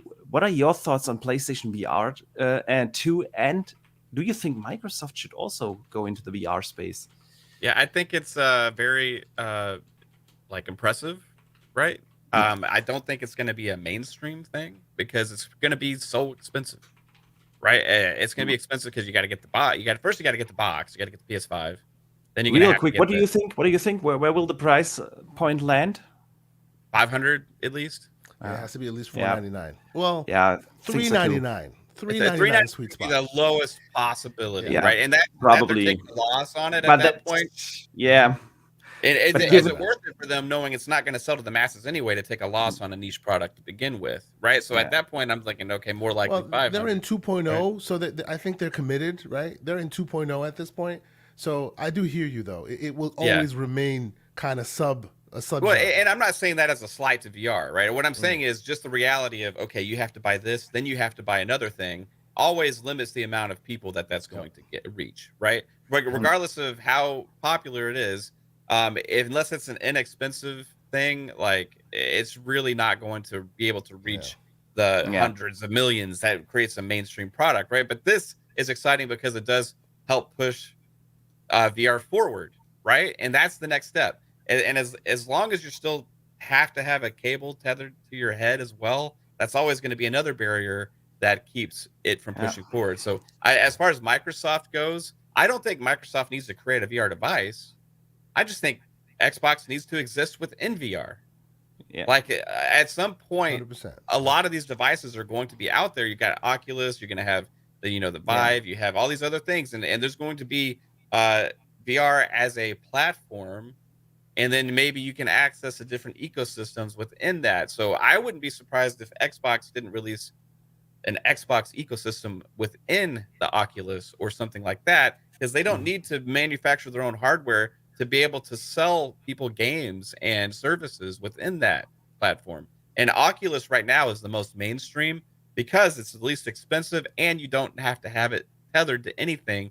You can still have a fun, casual experience with that. Yeah. Eventually, you're going to get an experience like the PSVR, but without the cable required and without having to buy another device in order to make it happen. See, and at that point, that's the end game. Then it's mainstream. And you have reached millions and millions and millions of more people, and everybody's going to want a piece of that, right? Yeah. So who's going to make that device? That's what I want to see. But the point you're making there, unfortunately, because of the technology and where we are today, the reason why that Quest is a casual experience is because of that tetherless world. Oh, 100%. Right? Yeah. But it also sells more than any other VR out there. Sure, because it's easier to get into, right? But those of us that are in the hardcore world that want that AAA experience, you need the cable, right? I get it. The amount of data you're moving and the amount of rendering that needs to be done will not fit on any face device by itself. There needs to be some kind of port, some device somewhere. Even Wi-Fi 6. That's the heavy lifting, But eventually it will. It will get there. And that's what I'm saying. Like at that point, then it becomes more of you have an audience and then you have a bigger target. Like Xbox isn't really interested in going after a target of a few million, right? They're interested in the billions, right? They're going after the big game here. Now, when VR reaches a point where it's on hundreds and hundreds of millions of people's faces, at that point, it's more of a relevant ecosystem for them to invest in. And it's just the technology hasn't gotten to that point yet. Now, it's still a great thing, especially for VR enthusiasts and also for pushing the technology forward. So I commend Sony for doing this and investing in that because somebody has to, right? And they're doing a great job with this. And they're really pushing gaming forward on those devices. So this is not a shot at that whatsoever. I'm just saying as far as Xbox getting in on the ecosystem, I don't know if that's something they are going to do until it reaches a larger amount of people and until it reaches to what I talked about, which was probably several years away. I don't know if they're several more iterations away. You're absolutely right. Yeah, several more iterations away. I don't know if they're going to get all in on it, or you know what I mean? So I agree 100%. The thing for me with VR always is it is a great experience, but it is in your everyday life, it can be a challenging experience. And for instance, when I play VR, I'm completely immersed. I can't see do my kids come into the room? What is happening around me? I have the headphones on. I don't hear. I don't see anything. This is an experience that doesn't fit in everybody's life. On top of that, Asante said it, the technology really has to be at a certain level. Otherwise, your experience will be bad. And all of that means you need to find solutions around that, to have people still be able to or VR being able to fit in the everyday life and becoming mainstream. And I appreciate Sony doing pushing it forward, not stopping after the first iteration, moving it forward. That is a great thing. I also think that Microsoft doesn't need to have to do their own VR device. There are so many other companies doing it. They could just partner up, and that transitions perfectly over into another super chat coming in from Drawn TJ. He says, Xbox just publish games on VR devices, team up with Valve. Yeah, bring Game Pass to other to existing VR platforms. Yeah, and I think that this is probably their intention as well. But yeah, great discussion. Let's talk about one last topic before we move into the community questions of the week. And I want to bring that to Matt first, because I know he's a streamer. He likes to stream, especially on YouTube. But this one is related to Twitch. Do any of you gentlemen stream on Twitch? I broadcast to Twitch, but it's not my primary platform. It's not your primary. I've dabbled with it in the past as well myself. Yeah. So I'm on a podcast with on every Wednesday, the Midweek Mix-Up podcast on the Wandering Dutch channel, and we have a lot of Twitch streamers in that panel. So I know that these gentlemen are very happy, like Patje and Vincent, that this news happened this week, and Twitch is now coming directly integrated into the Xbox dashboard. So you can start your stream from the guide, manage your live stream and audio settings in the guide, and you can also now plug in a webcam and then just go live directly from the menu of Xbox. What do you guys think? Good move? Is there anything else you're missing? Because I always say, why is YouTube streaming not supported from the Xbox consoles? F, let's hear it. Yeah, so this is like I don't know if a lot of people remember, but this has been a feature that they've had since Xbox One generation originally, and then they took away some features, right? Because this is how I used to actually stream to Twitch back in the day when I was just dabbling, like, oh, I'm just going to try it, You could easily turn it on. You could set it there. It was in your guide. You just turned on the broadcast and turned it off, right? And it was also you had you could put in a camera, all these different things. So this has already existed in the past, but then they rolled it back and took away some of the features and made it more of a hurdle to do this. Yeah, it was still during the mixer times, right? Yeah, And I think that's probably why, because they were investing in a mixer and they didn't want to have Twitch become a larger thing on their platform than what they were pushing themselves. So when my wife streams, she streams on Twitch via the Xbox, and she has been. The main problem that they've had with Twitch on Xbox is actually not about the a lot of the integration. For me, it's always been about the quality, because when you've streamed on Twitch from an Xbox directly in the past, there's a lot of pixelation that goes on especially when you move around and you look around with the camera, and that's something that they've needed to address. I'm hoping that is actually fixed with this update as well.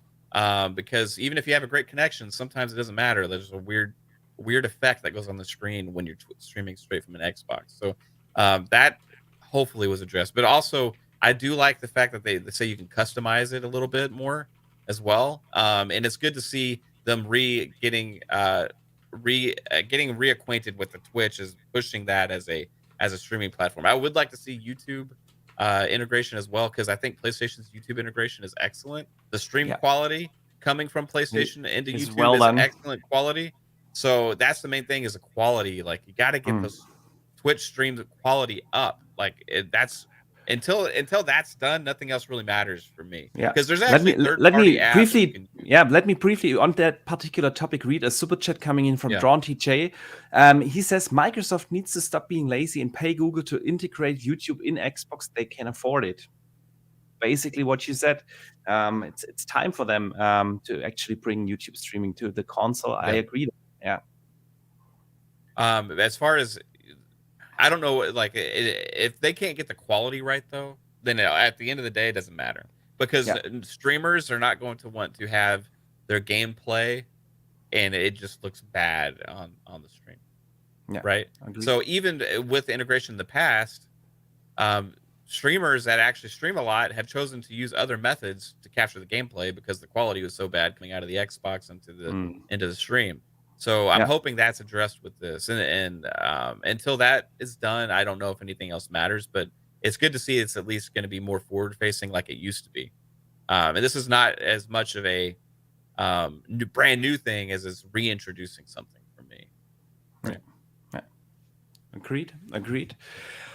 All right, gentlemen. It's we've gone through a lot of topics. Before please we move on, I would like to add one piece to that puzzle. Please do. The conversation that Mav is talking, and he's absolutely right about the quality always being a little lower. It's probably because of the method that the operating systems work. Right? They use virtual machines, and the difference is PlayStation is like just on the metal, so they can literally show you everything you're seeing on your screen streamed.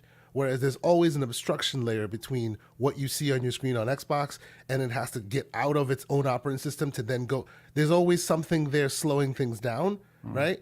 So that's the reason why it's always been a little less quality than the PlayStation version, right? Different decisions they've made, right? They have pluses there, right? Because of that, everything can be in the cloud. Because of that, your saves can follow you wherever you go. But the flip side of that is when you're streaming stuff, you're not seeing directly from the metal. You're seeing it from a virtual machine that then is output to your screen that then is also translated through the network into. So there's always something in the middle there. Yeah, has to go through more layers. Exactly. More layers to get to you, and because of that, there's degradation there, right?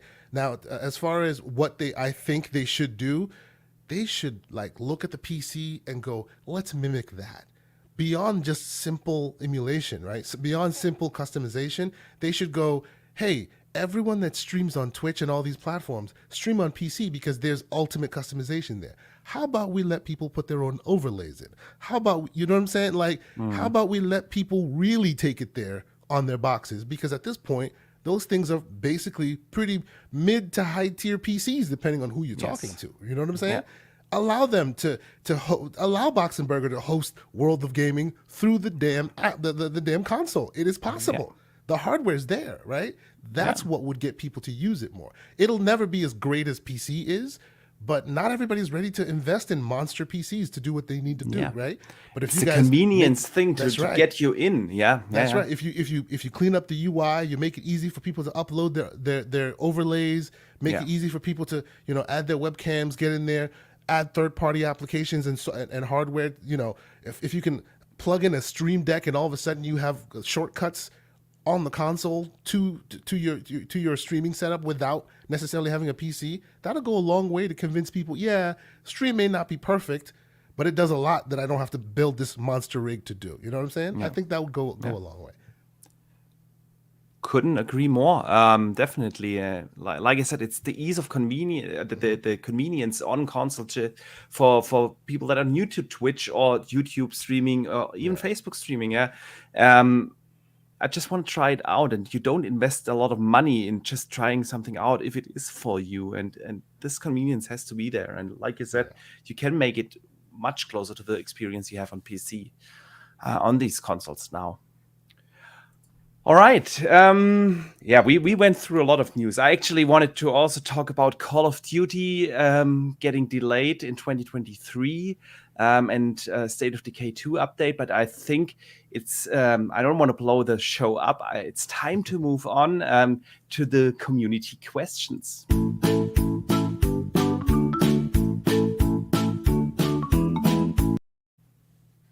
All right. I see Mav is already getting the hype up for the community questions. Yes. So each and every week, I collect questions on Twitter, on YouTube, from the community so that people can also be part of the show, even though they are not watching or listening live. And as always, a lot of fantastic questions came in this week. I had to pick a few of them because we can't get to all of them. Just too many, and that's what I really appreciate about the community. They actually think about things and write in and want us to discuss a couple of things. So the first question of this week comes in from WebDave. He said, I was wanting to know the panel's thoughts on when will Xbox have an announcement show to reveal new game footage and release dates. Yeah, we talked about this a little bit earlier, that they should have it. Do you guys, so I want to rephrase this question. Do you guys think we will have one event before E3 or something, a shorter show or something, where they give us an update before? Well, it's not E3, but you know what I mean, the June-July event that is coming. You want to take this, Asante? Sure. I suspect that you may not get Xbox proper till E3 time frame, but you'll probably will get like ID at Xbox come out and give you like an indie showcase or of some sort sooner rather than later. Okay. Remember, a really big dog that's quietly looming is coming in the form of Tunic. That's not going to just drop. It's going to drop with big fanfare. At least it's in March, actually. Yeah, exactly. It's not 3 weeks or so. Yeah, exactly. So I suspect it won't just be, oh well, here you go. I suspect it will be amongst other really excellent titles. It may not be the big show that you're looking for, but I do suspect you might start seeing that kind of stuff, and then they'll leave the big dogs for that time frame where E3 normally would be, in my opinion. Yeah. Agreed. What I think will carry the narrative till E3, the E3 showcase, is probably the Game Pass announcements. We will hear those over the course of the next months, but I don't think we will see a lot of trailers or so before the E3 kind of thing, whatever it will be. Adding up on that question is a question coming in from Worth Fit. He said the following: recently, Final Fantasy XIV lead Yodi P shared his plans for the upcoming patches for the next few years, what to expect, names of the upcoming raids, etc. Why do other companies, or are other companies, so hesitant to share their long-term plans? If 343 Studios, for instance, shared their 10-year plan with the community, do you think it would be a positive or weaponized into the negative? Mav, let's hear your thoughts. I think that it would be dangerous because a lot of things change in a time span, and I like a roadmap, right? But I think a roadmap over for the next like 2-3 years is more necessary as opposed to like such a 10-year plan. Now, when you say like you have a game that you're supporting for 10 years is different, but I would say that maybe Halo Infinite could say, here's what's planned for season 2, or here's what's planned for season 3, right? As opposed to laying out a 10-year thing for like everything that this company's doing for a long haul, but things are very fluid in the gaming industry. Think Yes, about they are. 2012 to 2022. How many things have changed, right? Indeed. Everything has changed, right? So you can have ideas of where you think you're going to be, but it's never going to potentially be that. Of If you course. thought We will play on a different console generation in 10 years. If Microsoft and Xbox thought they were buying Bethesda, ZeniMax, and Activision Blizzard 10 years ago, hey, kudos to whoever thought that was going to happen, right? That they things are fluid, right? And always changing depending on who's in charge, what the trends are in the industry at the time, and all of these things. And even PlayStation is making dramatic changes now that they probably never thought they were going to have to. Is all accelerated from the last couple of years. Yeah. So I think 10-year plan are basically too long. I think so too. But I also think a little bit more transparency for these ongoing games could be helpful, especially if you take the example of Halo. I think we all agree that it's time that we get an update and a little bit more content, new maps or stuff. And it would definitely also already help to know when is an update coming or what's the plan for the next update.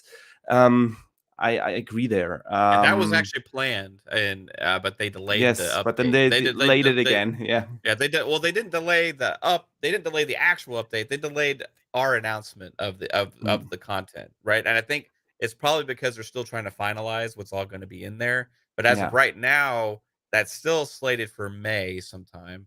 and but we don't know 100% what's all going to be included. So again, it's all fluid. So if they had said it like, hey, this is going to be there, and then it doesn't happen, you get a lot of upset people. Yeah. So they're trying to make sure that they nail down what's all going to 100% be in season 2, which is still a few months away, right? And after that, if they keep the same cadence for 3 and 4, then you can really start talking about issues there with how they're handling things. But right now, it's still within after the release window, and also going into the first next season. And a lot of these games, when they release like this, they're not even in season 1 until months after they release. Like Apex Legends was out for months before they ever even had a season 1, right? So it just kind of depends on how they're going to do things. Yeah, I think that the issue here is that people are now used to these faster updates in the ongoing live service games like Fortnite, like Warzone, and so on. But they didn't start out that way. Yeah, right? it didn't start, but they are used to it, and Yep. I think that is simply the issue. But I absolutely agree with you. I want to bring the next question to Asante first. Coming from Dan Darcy, he writes in and asks, with PlayStation having a pretty damn good release schedule for at least the first half of this year, and Xbox being very bare bones, do you think that Xbox would have been wise to get one of the new blockbuster games like Elden Ring, Dying Light 2, one of these February games as a day one on Game Pass? So let's see. Honestly, my opinion on it is they're kind of. I hear what he's saying, and he has a point in that for those of us who are paying attention to that. But it seems to me, from my reading of said tea leaves, it seems to me that Microsoft and Xbox is trying to play their own game, right? And they're trying to get their Netflix of games wheels turning, and it's just obviously we've already discussed it at length on the show already with the pandemic and other things kind of slowing things down. So when it slows them down, they're more focused on getting it back on track rather than having an answer to the quote unquote competitor. You know what I'm saying? So it's not like, oh, this doesn't have what we need, or we don't have enough to provide this season, so let's secure money for the other, so that the other guy can't say they have one up on us. It seems like they're just so focused on getting their own thing done that they're kind of doing it in a vacuum, and sometimes that means you get releases one after another before you even catch a break. Look at Forza Horizon 5 dropping, and then right after that, before Forza even crest, you got Halo dropping, because at that time they had multiplayer, that, right? yeah. Exactly. And then there's a dearth of content for a while, right? It's just I do see the point that he's making, because for those of us who pay attention to the balls and strikes, if you will, it's kind of like, well, they got one up on you. Why don't you, secure something so you have something to say as well? Yeah. As I've seen it, it looks like PlayStation has more of an incentive to play that game, because that's the game they've played. They played that we sell you the box, you pay for the content game, right? Whereas since Xbox is really trying to make that, every few months we have really high class or hidden gems for you. They're busy trying to get that off the ground, and sometimes they hit and sometimes they don't, and they're focused on trying to get that wheel turning more than trying to answer to what somebody else is doing. That's what it looks like, Yeah, I agree. I don't think that the strategy of Microsoft or Nintendo, for that matter, is always about, oh, our competitor did this right now, so we have to have a reaction immediately to this, maybe an announcement or a game release or something like that. I don't think that this is how they look at the industry and how the things work. I agree there. And by the way, Game Pass is getting a lot of games coming actually really soon, bigger and smaller ones. Shredders coming in March, MLB The Show is coming on April 4th.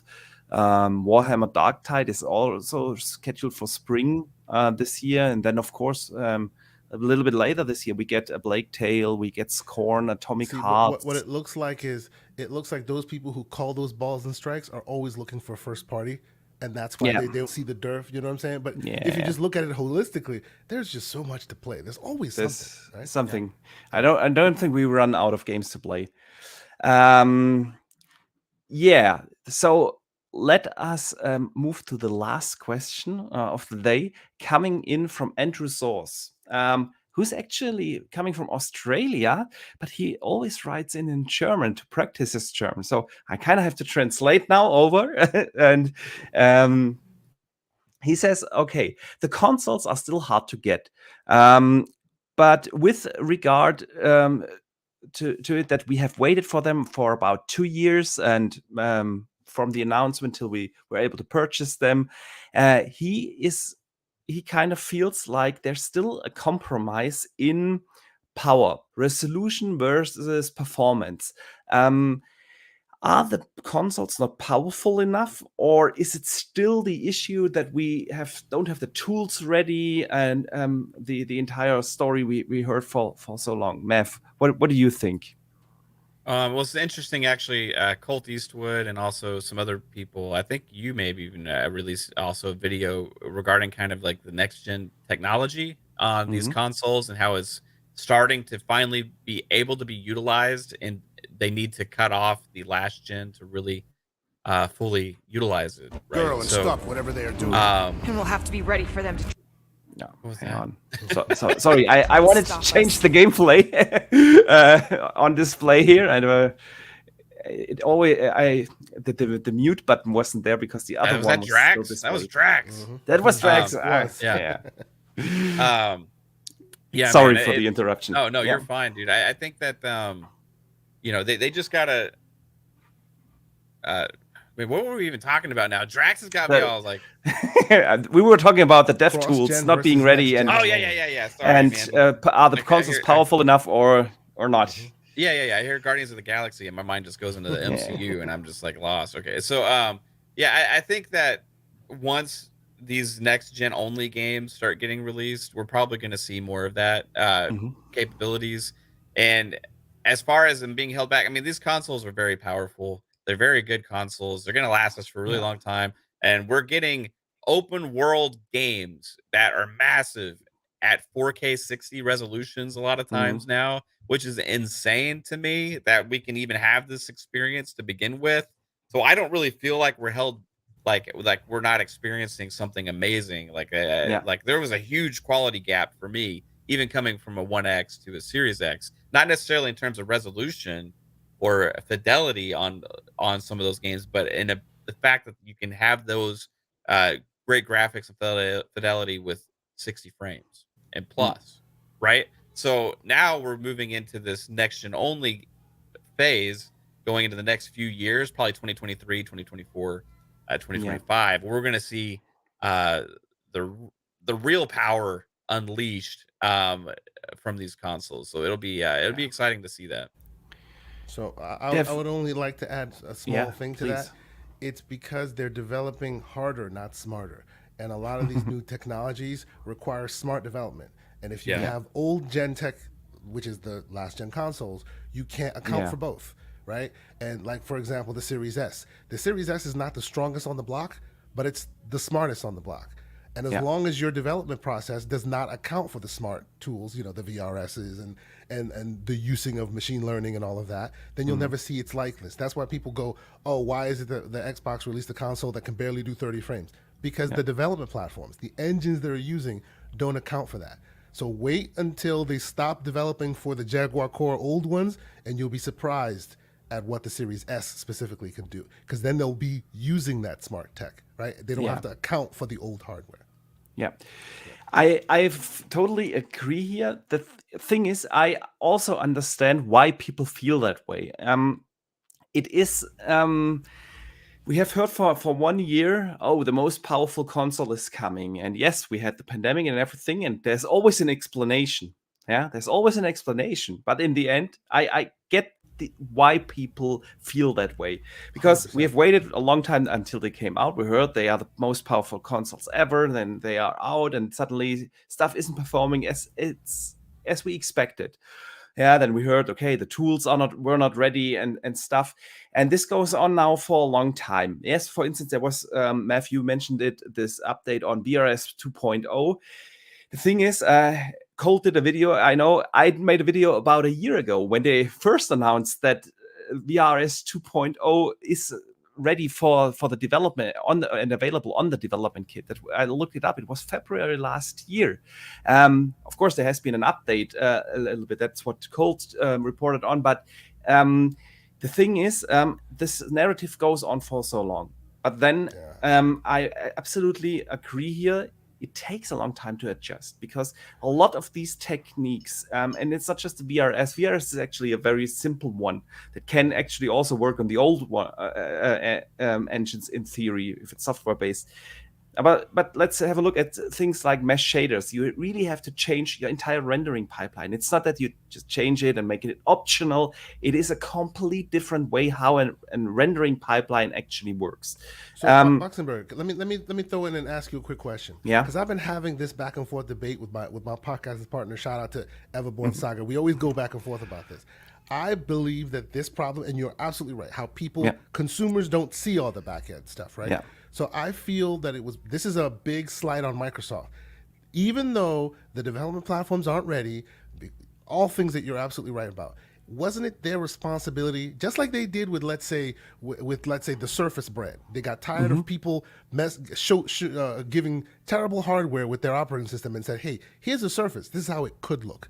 Yeah. Isn't their responsibility to make a first-party game from jump using all those features? Even though we're not ready yet, here's even if it's a tech demo, here's a vision of the future. So that anytime anybody says, well, give it time, this is what can potentially happen. They have not done that. They leave it to the responsibility of the third parties who are still stuck in the old gen.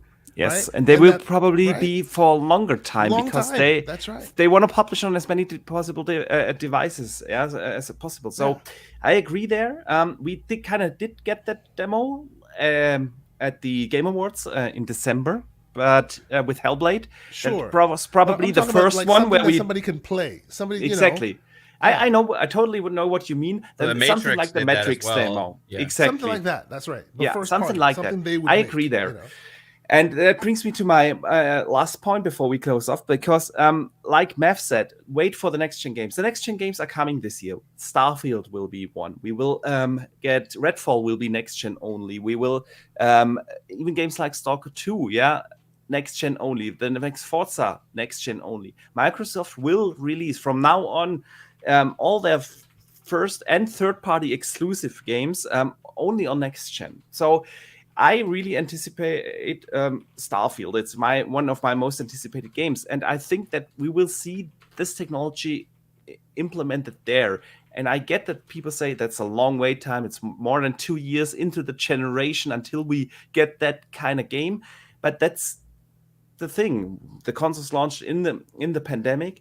And it just takes time to adapt. And we've seen it with every generation. You get the people get impatient. You get the games that take the most advantage of the hardware that started development after the hardware has been released, right? Yes. So exactly. You're gonna have like 5-6 years from now. You're gonna be like, wow, that's crazy. Like we got Red Dead Redemption 2 on a Xbox One X and even if we look at the Unreal Engine, and maybe that's really the last point now before I let you gentlemen go. Unreal Engine 5 still hasn't officially released. It's still in a beta form, and they have actually delayed their official production release until summer this year and didn't give an official date. If you notice, every game that has been delayed recently has suspiciously been an Unreal 5 game. Yeah, exactly. Of course, a lot of developers are still already working with that engine. But I'm just saying, the official release still... Even though we have seen that engine, 2 years ago for the first time, almost 2 years ago, running on the PlayStation there, where it was a PlayStation exclusive. But and that's just what I'm saying. It takes time, and it takes simply longer during the special circumstances we have right now. But with that, gentlemen, I want to come to an end. I know Mav also has to leave in about 4 minutes, and I want to really take the opportunity and say a big thank you to the two of you. It's been awesome chatting with you. I had a blast. I hope you did too. And please, gentlemen, let people know where they can find you. Mav, where can people find you? What have you coming up? Let's hear. Yeah, tonight on Fun Speculation on YouTube, Archie here's got our link below, so click on that, and you will find Exactly. Pong Soul and I, who you've had on your show as well. It was an awesome episode. You'll see Pong Soul and I deep dive on some great topics. So we're going to talk about Call of Duty being no longer annualized in the future and all this kind of Mm. stuff on PM and the PM. So that's tonight at 7 p.m. Eastern. And then tomorrow night at Friday night at 9 p.m. Eastern time, we have Xbox Ultimate Podcast where we're going to have a great time. We go a little crazy on that show sometimes. It's okay. And then, as always, guys, at nighttime, you can see me streaming games, having some fun, and interacting with you. So I appreciate anybody who's always stopping by and all the support that you show to our channel. And this was a lot of fun, dude. So thank you for having me. And great points by Thank both you of for you. coming on. K. Asante, it's a pleasure as always, my dude. Yeah. No, thanks again for coming on. It really has been a pleasure. And again, for everyone, you can find the link to Mav's channel in the description of the of this show. But Kay Asante, also big thank you to you. It's been a pleasure with you here on the show. I had a blast. Thank you for taking the time.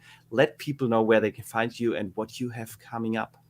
Yeah, thank you guys so much. It's an honor being invited on the show. Watch it all the time, and of course, it's always a pleasure podcasting with Mav. When I'm working, he's on my screen. It's either you or him or Boom. You guys keep my days interesting, so I really appreciate it. So thank you guys, everybody who hasn't checked out my stuff.